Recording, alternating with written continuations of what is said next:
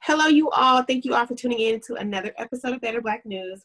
This particular episode, we are going to be talking about healthy co-parenting tips.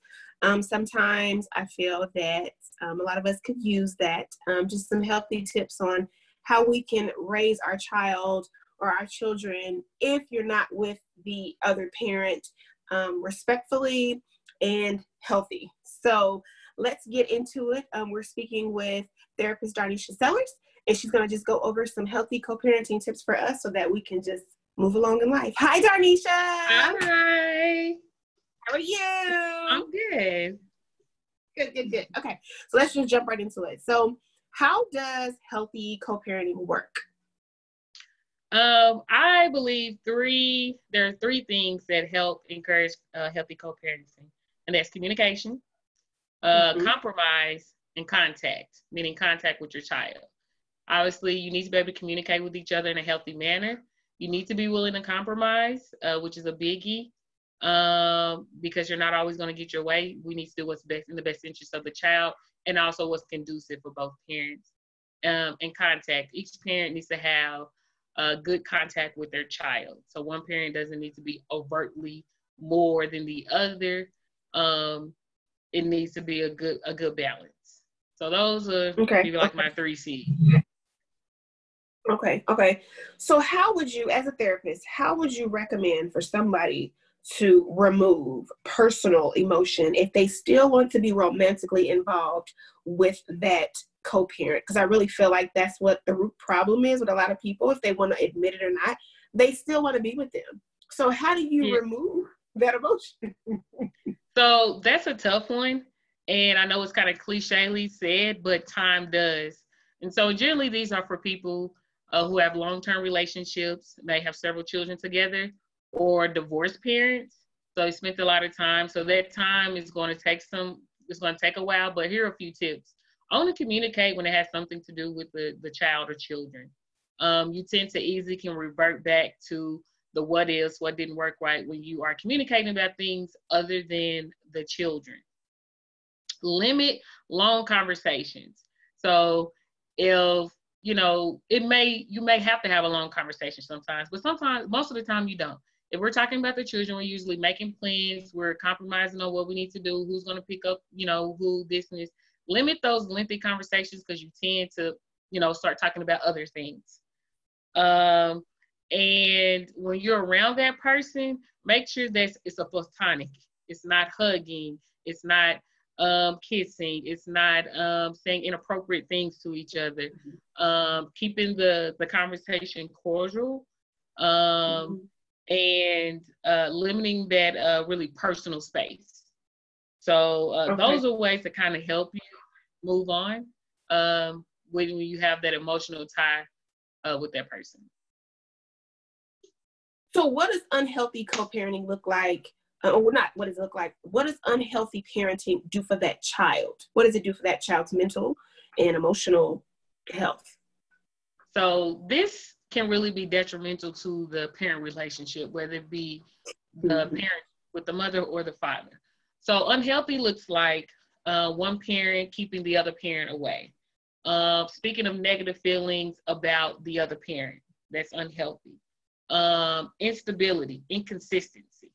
So, mom may be cool with him seeing him this month, and then next month she's not. He may have said something or whatever reason, and he might not see the other parent for 3 months. So that inconsistency and stability is not good for their well-being. Kids thrive off of stability and consistency, like most of us do.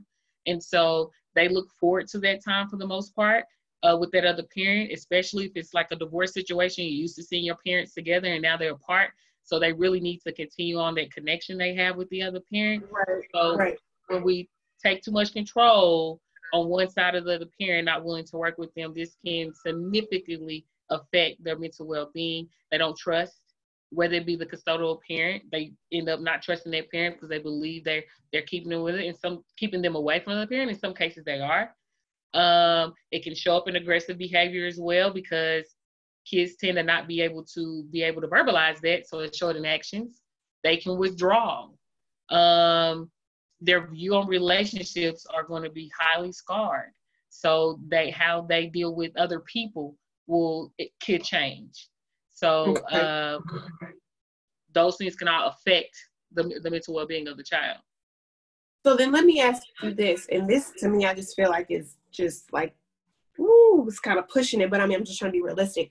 So what if you have two individuals that just cannot get along, and it's just toxic, I hate to use that word, but it's just bad. It's just bad, unhealthy co-parenting where they just nitpicking and the child just witnesses this behavior. Would you suggest that maybe one parent should file for sole custody to remove the other parent to take that child out of that situation? Yes, that sucks, and I just hate even saying something like that because I feel for that child, because the child needs both their parents, but I feel like they need both their parents that's stable. So would you say that maybe that's a logical thing to say? One parent should probably file for sole custody so the other parent can be removed? Well, I've worked in cases of, parents' rights getting removed. I worked in, several DHS cases where that may be the issue. So sole custody doesn't necessarily X out the other parent. So it may mean they have limited time with the child.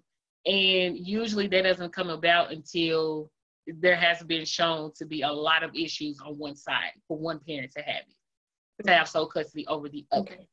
Secondly, parents rarely ever terminate their rights voluntarily. Usually there's a legal situation that has put them in a position to where that's the best interest for them in order to legally terminate, unless the parent just never wanted to be there to begin with. So let's backtrack a little bit. First, if you can't get along, I will first suggest a third party get involved. This is somebody that both of these people trust. So that means somebody who can communicate the needs of the child between the two people until they get to a point to where they are able to communicate. I would try that first to see if that works. Again, somebody that they both trust. So it can't be his mom, but she doesn't get along with his mom. It can't be her best friend and he doesn't like her best friend. So it needs to be somebody who is neutral between the two and that they're able to communicate and get it between the two. So I would suggest a third party first in order to see how that works between those two people until they can come to a point to where they are able to communicate with each other. And that's a temporary solution. I don't necessarily put a time frame on it. It's not a forever thing. It's a temporary solution. Right. Okay. So that sounds in the event that cannot work, then you include the legal system and then look at alternatives such as sole custody. Like I said, rarely do parents ever, even absentee parents, ever voluntarily give up their rights. So if there's a way to negate that to where the visitations or the contact in order to where the child is able to still have contact with little banter between the parents, you want to try that route first. Now, if these parents are unhealthy for the child, then yes, sole custody or possibly termination of rights will be a way to go. Okay. So what resources are out there for parents who really do want to try this, healthy co-parenting relationship? Are there resources out there for them to call on to help with this? Yeah, so as a therapist, I always recommend counseling because a lot of times, majority of the time, these are issues within these two individuals which have led them to breaking up and then these emotional issues that are leading to them not being able to co-parent. So I always say therapy, individual therapy, and therapy for the child, especially for like divorces or long-term relationships that have ended and these kids see that these parents are no longer getting along. Something else I also recommend, if you have to include the legal system, is mediation. Mediation doesn't have you in front of a judge, but it has a lawyer there that's able to communicate between the two of you to come with a plan for the child that works. So that includes visitation, custody, all those things. And so usually in mediation, you're able to get all those things out in the air that you may not necessarily always get out in front of a judge, and it's on mutual grounds. So it's not an attorney for either one, it's a mediation to get it done. So that's also an option as well for those ones that have to get the legal system involved because they're unable to get it done on their own. Okay. Well, you all heard it here first. I am Jillian Whitaker, like always, reporting for Better Black News, reminding you all to be better. And of course, during this time, I want to reiterate to stay safe, stay sanitary, and please keep your social distance.